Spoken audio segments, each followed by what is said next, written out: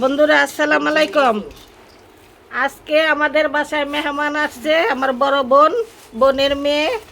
তার জন্য আজকে আমরা ইফতারি একটু বড় করেই করতেছি। এখানে আমরা এক বোল মুড়ি মাখা হইতাছে, এখানে খাজুর, এখানে শরবত, এই দেখেন, আর এখানে তরমুজ, খেজুর, বাঙ্গি সব কিছু দিয়া প্লেটটা সাজাইছি।